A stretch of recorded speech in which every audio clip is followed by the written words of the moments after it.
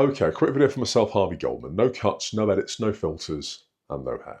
So today's video is one about what 20 years of corporate work has taught me about escaping 9 to 5. So let's get into it. So if you think that a stable job equals a stable life, then you've been sold a lie, sorry to say. You grind, you show up daily, you don't take sick days, you play the game, you pay your taxes, you do everything by the book. But after 20 years in the 9 to 5 world, you realize something pretty brutal. You realize that the dream job doesn't really exist, and neither does job security. No one's in an ivory tower. What they promised us, which was career paths, associated pay raises, meaning in your work, all of that was absolute BS, and it's turned into burnout, micromanagement, DEI, and an ever-tightening leash. This is everything that I learned and also how to escape. So this one's for people that are quietly stuck in the system, that are thinking there's got to be more to life than this. See if you can relate. So you've got the productivity scam. Now, this is where real wages, obviously inflation adjusted, haven't actually moved since 2008. That's a long time to not have a pay rise. And even if you've had a pay rise, it's not meant anything. Meanwhile, productivity is definitely up. So you are doing more and you are getting less. And why is this? Well, this is because efficiency gains benefit shareholders. They don't benefit staff. You've become a number. You've become a spreadsheet row, and you are replaceable overnight. And many people are going to find this out very, very soon. 12 to 18 months, watch this space.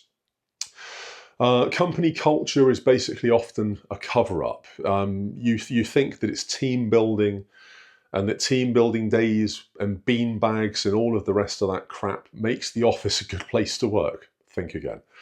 Company culture is often weaponized and is weaponized to demand overwork. It's not because they care, it's because they want more from you. It's to make productivity go up.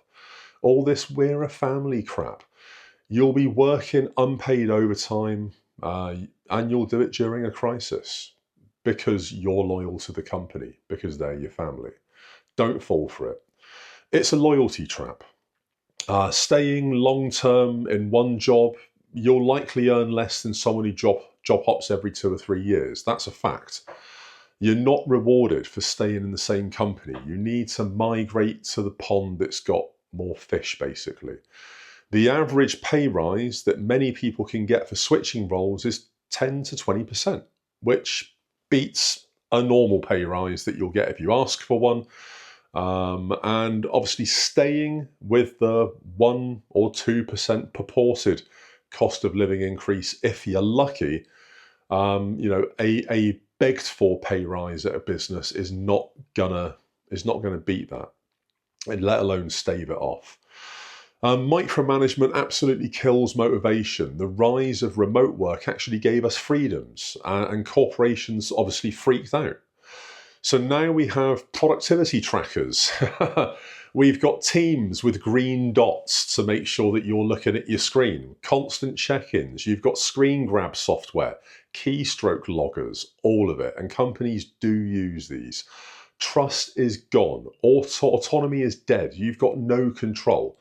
Your mental health, as a result, suffers for this. But the real way out isn't overnight. It's not going to happen like that. You don't have to build an empire. You could start with one freelance gig and just see how it goes. Upwork, Fiverr, TaskRabbit, Airtasker, people per hour. It's not glamorous. Not at all. Believe me, I've done it and I still do it, but it is a foot in the door, and that's what's important. It's a foot in the door, and it's a parachute. Low capital side hustles, content editing, online tutoring, tech support, AI assistance, prompt engineering. That's a new one.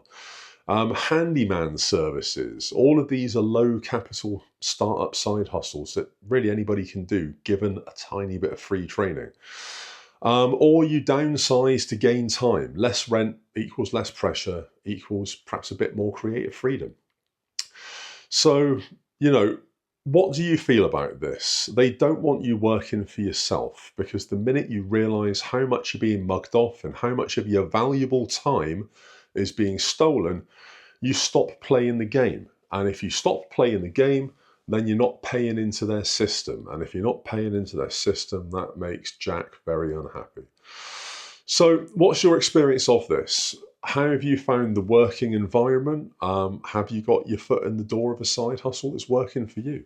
Drop it in the comments, let me know. I've tried loads of different side hustles, everything from eBay to drop shipping to Facebook Marketplace to content writing. The only one that stuck, genuinely, is me providing the same services that I do at a 9-to-5 job privately for clients that I won myself, or clients that are friends that just work with me because they'd rather give me their money than pay a corporate entity. And that's the only one that I found that's genuinely made an impact in terms of income and in terms of meaning, giving me some hope that there's something outside of a 9-to-5 existence. So what's your experience of this though? Really keen to find out. YouTube's going to put another video up there. Like, follow, subscribe, ring the bell, all that jazz, and there'll be another video tomorrow. Goldman, peace out.